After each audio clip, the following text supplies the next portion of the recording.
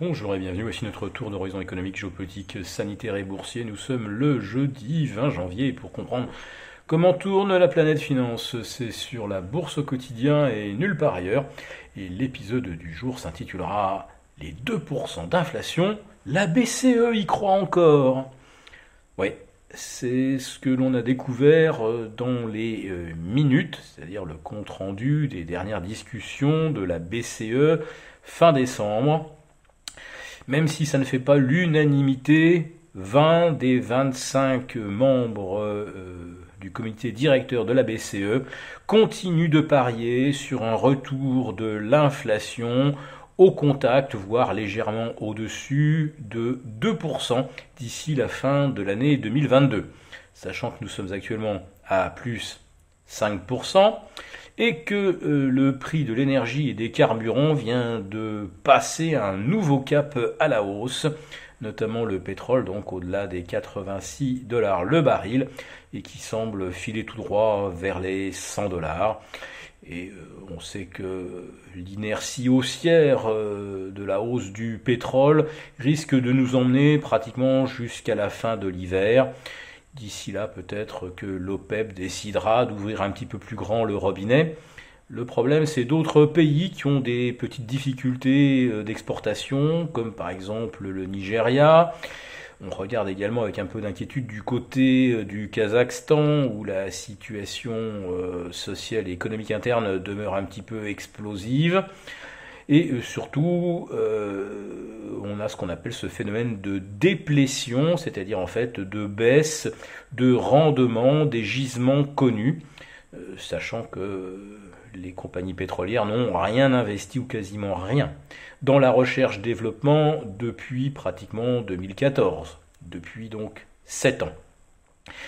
Donc la BCE s'accroche à son scénario des 2%. Je ne suis pas sûr que les marchés obligataires fassent entièrement confiance à la BCE, puisqu'à l'instant, nous voyons des taux longs s'inscrire au-delà de 0,35 sur nos OAT, tandis que les Bunds allemands oscillent de part et d'autre du niveau d'équilibre. On était tout à l'heure à plus 0,008%. On a fait au mieux moins 0,03%. Bref, on est bien revenu sur les plus mauvais niveaux observés sur les Bunds depuis pratiquement la fin mars, début avril.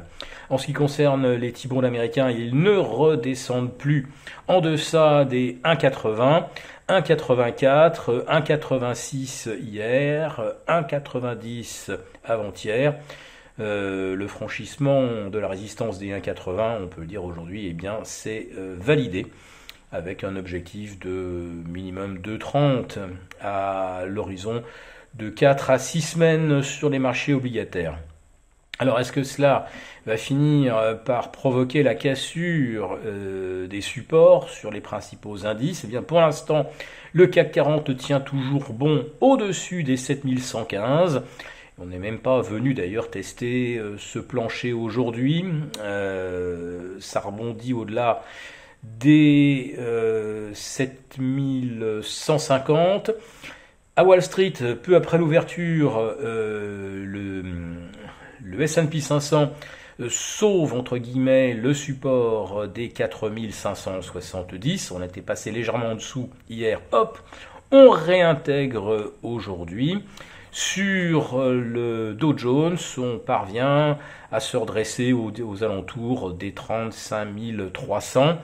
Le Dow Jones, qui est pour l'instant l'indice qui dispose de la plus grosse marge de sécurité avant de sortir éventuellement de son canal ascendant.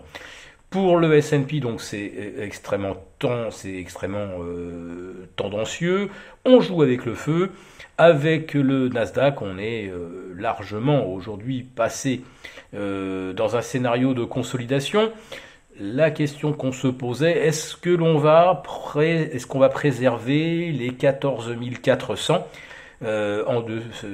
support en deçà duquel on pourrait accélérer à la baisse, après déjà un peu plus de 10% de correction depuis le 20 novembre dernier. On est maintenant à, je crois, moins 5 ou moins 6% depuis le début de l'année.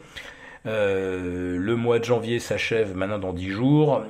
Comme vous le savez, souvent on considère que l'orientation des indices courant janvier donne souvent le ton pour le reste de l'année. Alors est-ce que le Nasdaq pourrait effacer ces 5% de pertes au cours des 10 prochains jours?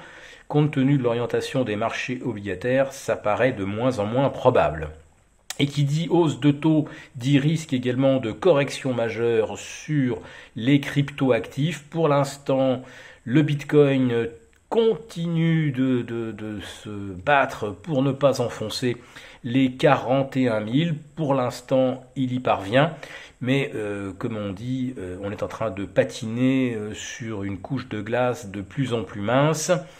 Et il ne faudrait véritablement pas que le patineur chute, car je pense que la surface du glacis risquerait alors de se fissurer et que tout le monde passerait donc au travers pour tomber dans l'eau glacée. Voilà, donc on se sauve pour l'instant in extremis sur le S&P 500, sur le CAC 40, mais on sent que tout ça devient de plus en plus fragile.